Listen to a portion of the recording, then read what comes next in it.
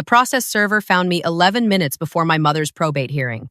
I was standing in the courthouse lobby with my folder pressed against my chest, watching the security line move, counting how many people were ahead of me and how many minutes I had left, when a man in a brown jacket stepped directly into my path and said my name like he'd been rehearsing it. I looked at him. He looked at me. Then he held out a thick envelope and said, "You've been served." My first instinct was to take a step back. My second instinct was to open it. My hands were already moving before my brain caught up, pulling the papers out, scanning the header, reading the first line, then the second, then the part that made my stomach drop through the courthouse floor.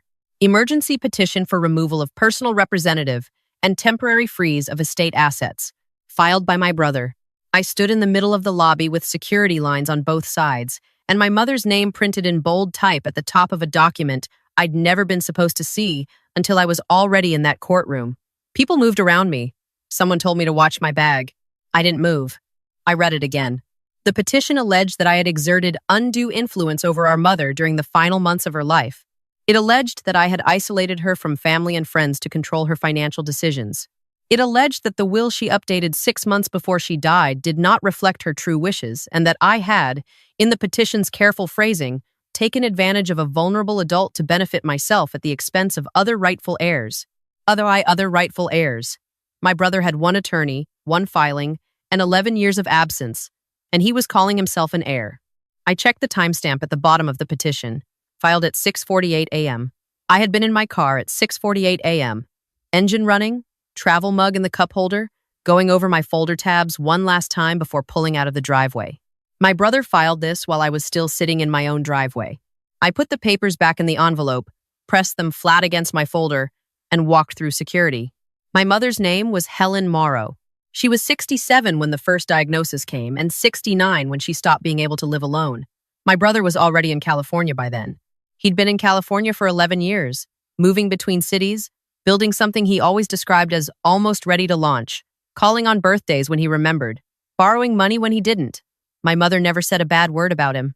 She just adjusted her expectations quietly, the way parents do when they realize the version of their child they believed in is not the version that actually shows up.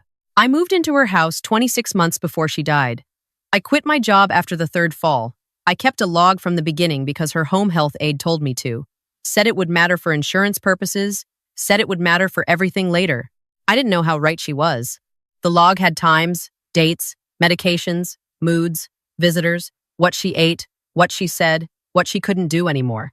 I printed the relevant sections the night before the hearing and tabbed them in order. My brother did not visit during those 26 months. He sent flowers once, for her birthday. He called 11 times. I know because I have the phone records and I stopped being surprised by the number a long time ago. 6 months before she died, my mother told me she wanted to update her will. She said it clearly. On a Tuesday afternoon, sitting at the kitchen table, with her coffee going cold the way it always did because she forgot about it and then didn't want to admit it. She said she'd been thinking about it for a long time and she didn't want to leave a mess. She said she knew what she was doing and she wanted to do it while she still could. We called her estate attorney together. He came to the house. He assessed her capacity. He documented it. He had her sign a testamentary capacity declaration prepared by a separate reviewing attorney because he'd been practicing long enough to know that updated wills with caregiving children always get challenged, and he wanted the challenge to fail. My brother found out about the updated will the week after she died. He called me from California on a Thursday night, very calm, and said he thought we should work something out before things got complicated. I told him I was handling the estate according to my mother's wishes. He said that was exactly what he was worried about. I did not respond to that. He said he'd be in touch. I said okay. I noted the call in my phone log with the time and a brief summary because I had been noting things for 2.5 years by then, and I could not turn it off. He'd been in touch, just not with me. The courtroom was smaller than I expected. Wood paneling, 2 tables, a clerk stationed to the left of the bench, a bailiff near the door who watched the room like he was waiting for the specific trouble he'd already predicted. I took the respondent's table and opened my folder. My brother was already sitting at the petitioner's table when I walked in. He was wearing a dark blue suit I had never seen before. His attorney sat beside him, a man named Garrett, with silver cufflinks and the practiced stillness of someone paid specifically to seem unrattled. My brother looked at me when I came in and then looked away fast, like the looking had been a mistake. I didn't look away. I sat down and opened my folder to the first tab. When the judge came in, everyone stood. Judge Caldwell was in her late 50s, glasses on a chain, a legal pad already in front of her. She settled into the bench without ceremony and looked at the docket with the expression of someone who had heard every possible family story and had stopped being surprised by any of them. "Estate of Helen Moreau," she said. "We have a regularly scheduled probate matter and an emergency petition filed this morning by the respondent's brother." Appearances. Garrett stood immediately. Garrett Voss, for petitioner. Marcus Morrow. I stood. "I'm appearing on my own behalf as named personal representative." Judge Caldwell's eyes moved from my folder to the petition on her bench. "Mr. Voss, I've reviewed the filing. Before I give you the floor, I want to note that this petition was filed at 6:48 a.m., and the hearing was already scheduled for 9 a.m. The timing is noted on the record." Garrett nodded smoothly. "Your Honor, the timing reflects the urgency of our concern." "I imagine it does," she said, and her voice carried nothing at all. "Proceed." Garrett stood up with the confidence of someone who had done this particular performance before. He spoke about my mother's declining health in the final months of her life. He spoke about isolation. He said the word twice, letting it settle. He said my mother had been cut off from friends, from other family, from the perspective of anyone who might have offered a counterbalance to my influence over her decisions. My brother sat still through all of it with his hands folded on the table like he was in church. Garrett said that the will update 6 months before my mother's death was suspicious in its timing and in its content. He said the previous will had divided the estate equally. He said the new will, which named me sole executor with discretion over distribution, represented a significant departure that benefited me and only me. I wrote a single note in the margin of my legal pad. I did not look up. Garrett said his client had evidence of my mother's diminished capacity during the period in question. He produced a medical document and handed it to the bailiff. The bailiff handed it to the clerk. The clerk handed it to the judge. Judge Caldwell looked at it. Then, she looked at the header. "This document is dated April of 2 years ago," she said. Garrett's expression held. "It establishes a pattern of cognitive decline. It's dated 18 months before the will was updated," the judge said. "Decline doesn't resolve itself, Your Honor. It also doesn't automatically progress," she replied. She looked at me. "Miss Morrow, would you like to respond to the medical record?" I stood. "I would, Your Honor. I'd also like to submit a testamentary capacity declaration signed by an independent reviewing attorney on the same date as the will update. It includes a structured clinical assessment." Garrett turned toward me slightly. "Not hostile. Recalibrating." I handed the document to the bailiff. Judge Caldwell received it, read the header, then read several lines in silence.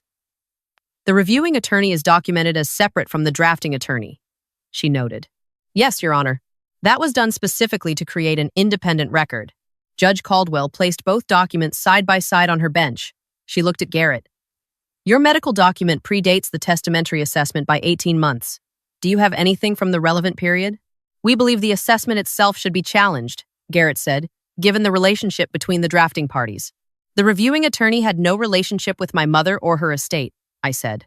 "I can provide his contact information for the court's use." The judge made a note. "Continue," she said to me. I submitted the home care log next, not all 26 months, just the 6 months surrounding the will update, 78 pages, tabbed by week, with entries noting my mother's conversations, her decisions, her mood, her requests. I had entries from the Tuesday she told me she wanted to update the will. I had entries for the day the attorney came to the house. I had an entry noting that my mother had asked me to leave the room during the signing because she wanted to do it without me watching over her shoulder.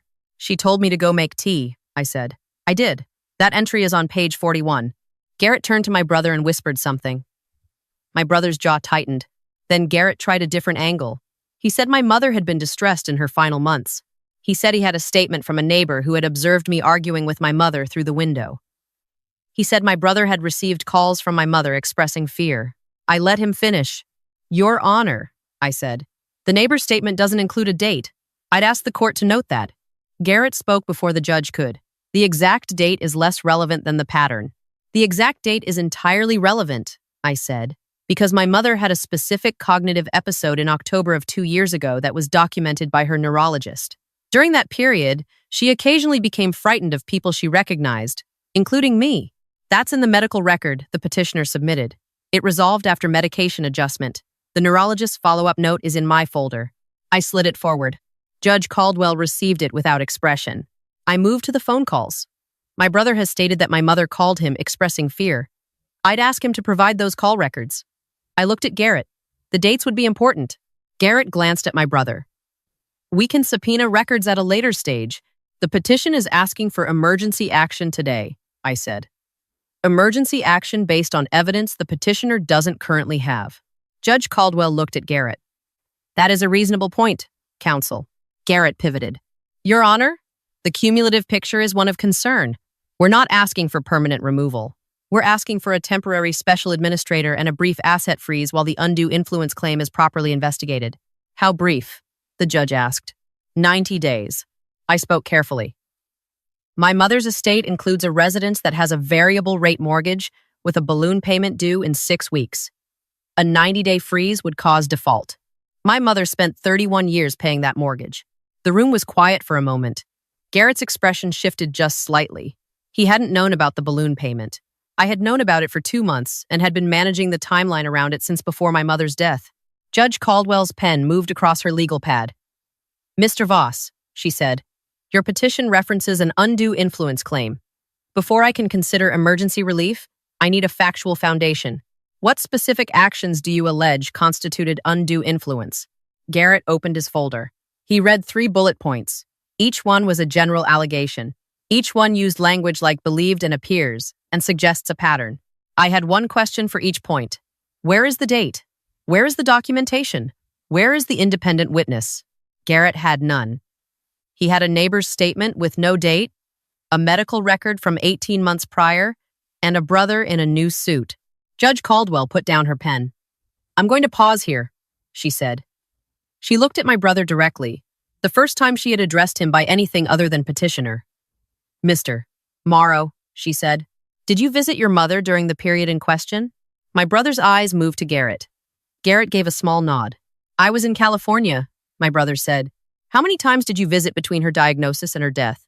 My brother's jaw worked. I had business commitments. How many times? Judge Caldwell repeated. Silence. Twice, he said. Once for the diagnosis appointment. Once for a few days near the end. And you were not present during the will update? No. Did your mother communicate with you about the will update? My brother looked at the table. Not directly. Judge Caldwell turned back to Garrett. Your client was not present during the caregiving period, was not present during the will update, and has no dated documentation of the allegations in this petition. What is the basis for emergency relief? Garrett straightened. Your Honor, the pattern of absence doesn't negate the validity of— The pattern of absence, Judge Caldwell said, belongs to your client. I didn't react. I kept my hands still and my face neutral, and I waited because I had one more thing in my folder and I was not going to use it until the moment it would matter the most. The moment came when Garrett produced one final item. He called it corroborating testimony. He said a former friend of my mother's, a woman she'd known for 20 years, had provided a written statement claiming my mother had expressed regret about the will change in a phone call approximately 4 months before her death. He handed it to the bailiff. The bailiff handed it to the clerk. The clerk handed it to the judge. Judge Caldwell read it. This is a handwritten statement, she said. Yes, Your Honor. It is not notarized.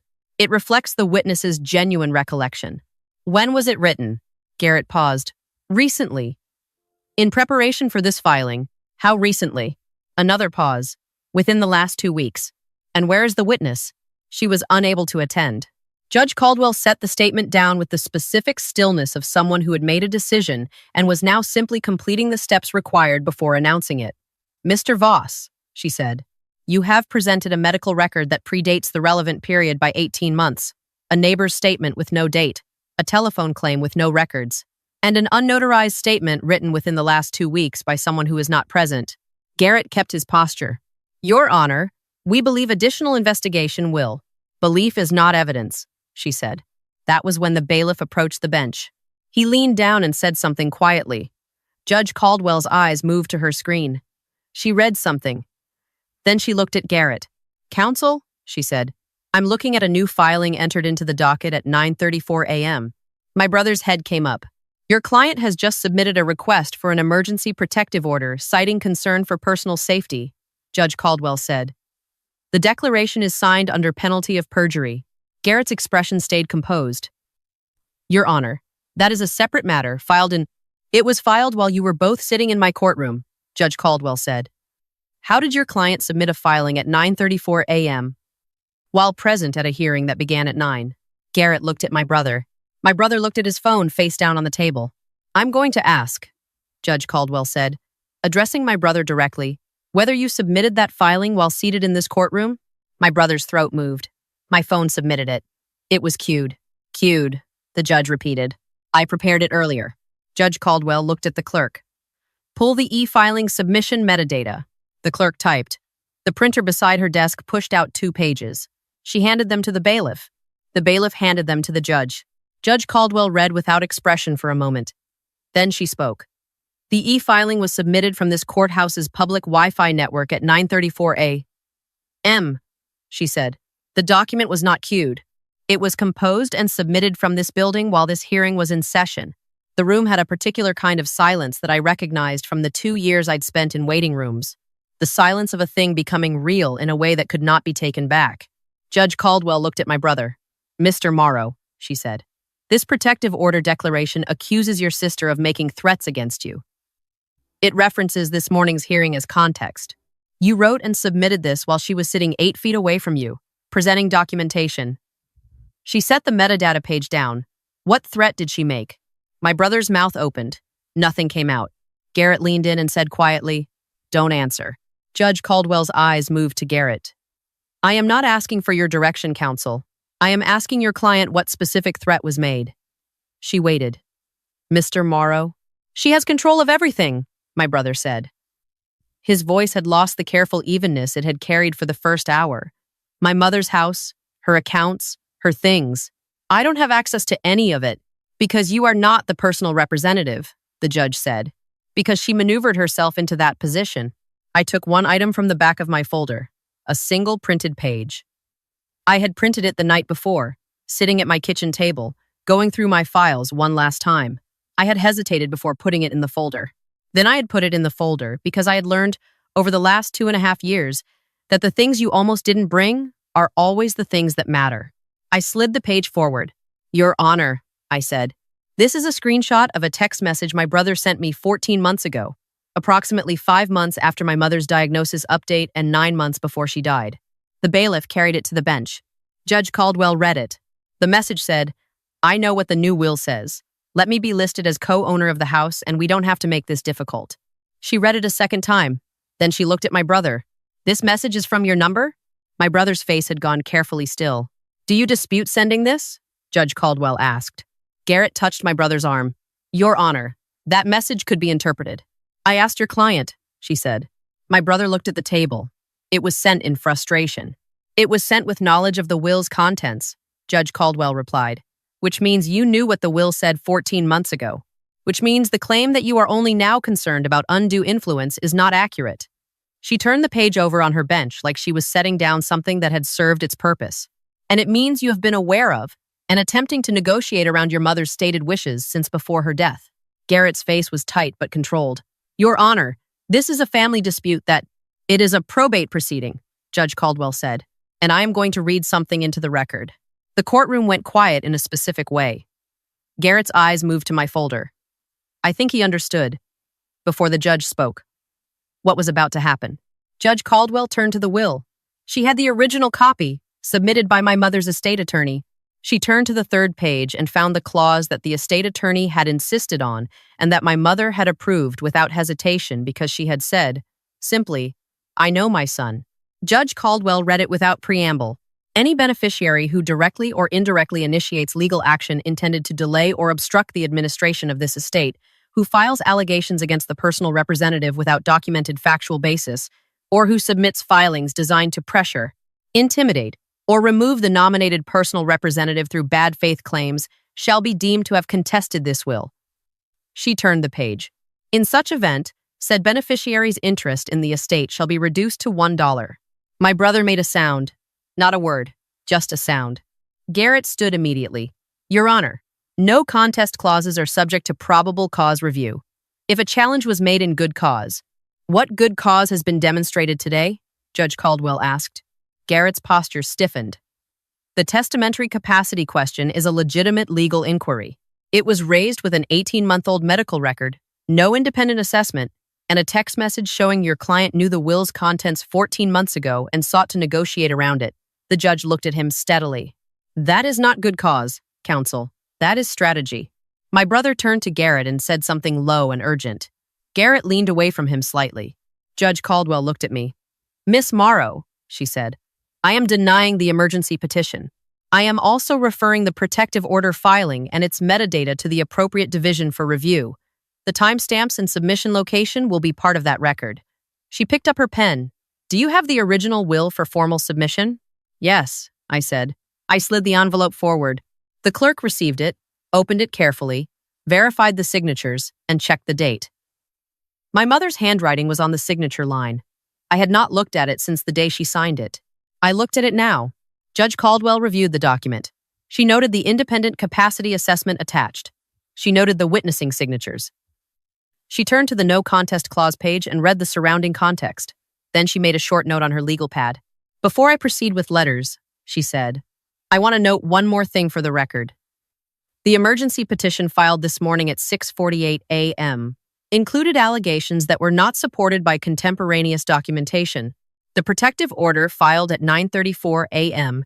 included a sworn declaration accusing the personal representative of conduct that, based on the evidence before me, did not occur. Both filings were timed to coincide with today's hearing. Garrett stood. Your Honor. She raised one hand. I am not issuing a finding at this moment. I am noting a pattern. For the record. She turned to the clerk. Miss Morrow is to be sworn as personal representative. The clerk stood. I raised my right hand. I repeated the oath. My voice stayed level the way it had stayed level every day of the last 2.5 years, sitting in hospital rooms and insurance offices and care facilities, keeping the log, reading the documents, making the calls that my brother was not there to make. Judge Caldwell signed the letters of administration. The scratch of the pen was the quietest possible sound for something that changed everything. Letters issued, the clerk said. My brother said, from across the room.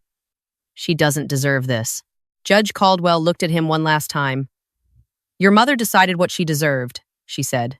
On paper. With her signature. Garrett put his hand on my brother's shoulder. My brother sat very still, looking at the table, and I watched something shift in his expression. Not grief. Exactly. More like the specific shock of a person who believed right up until the last moment that the story would rewrite itself for them. I closed my folder. In the hallway outside, I had barely cleared the door when I heard him behind me. You need to talk to me, my brother said. His voice was low, controlled, but fraying at the edges. I'm not going to just disappear. I didn't stop walking. She would not have wanted this. He moved to get in front of me. Whatever you think happened between us and Mom, she didn't want me to end up with nothing. I stopped. Not because I was shaken. Because I had one thing to say and I wanted to say it once. She left you the house on Clearwater Drive. That's where she wanted you to be part of the estate. I watched his face. The no contest clause leaves you $1. You wrote that outcome yourself. That's not fair, he said. It's exactly fair, I said. You just didn't know it was there. A courthouse deputy was already nearby. He stepped forward and looked at my brother. Sir, is there an issue? My brother looked at the deputy, then at me, then back at the deputy. The deputy's expression did not change. No, my brother said finally. I turned and walked to the clerk's window for certified copies. When the stamp came down on the letters, I felt it in my chest, clean and final, the way things feel when they are actually over, rather than just paused. My phone had 3 new messages from my brother by the time I got outside. The first said he wasn't done. The second said we should meet somewhere private to figure this out. The third said if I didn't respond by end of day, he would find another attorney. I screenshot all 3. I saved them under a folder I labeled, simply, after the hearing. I forwarded them to my attorney with a single note, adding to the record. The weeks that followed were not simple. Probate rarely is. But every institution I contacted had the same instruction from that point forward. The personal representative is Morrow. Document requests go through her. Any bypass attempt gets flagged. The estate attorney had seen enough challenged wills to know what clean administration looked like. And we built it that way, step by step. The way my mother had kept her coffee cup stacked the same way every morning, because order was how she had always made sense of the world. My brother's attorney sent a letter 4 weeks later requesting a meeting to discuss settlement. The language was careful. They wanted to resolve family tension and avoid further legal costs. What they meant was that Garrett had finally explained what no contest meant in practical terms, and my brother had finally listened. My attorney requested 4 things in response: a written withdrawal of the undue influence claim, a written acknowledgement of the personal representative's authority, a signed agreement not to initiate further estate-related filings without documented factual basis, and a formal retraction of the protective order declaration. My brother signed all 4, not because he had decided to be honest, because the record he had created left him no other choice. The last communication I received from him directly was a text 2 months after the hearing. It said simply, "Mom would be disappointed in both of us." I read it once. I put my phone down. I finished what I was working on, which was the first distribution from the estate, exactly as my mother had written it, to the people she had named, in the amounts she had chosen, at a time she had never gotten to see but had prepared for anyway. She was not disappointed in me. She had told me so, on a Tuesday afternoon, at a kitchen table where her coffee was going cold, when she said she'd been thinking about it for a long time, and she wanted to do it while she still could. She knew what she was doing. She always had. If your family ever weaponized a legal system to try to take what someone you loved left to you, would you fight back in court or find another way? Tell me in the comments. If this story hit something you've been through, like and subscribe. I'll see you in the next one.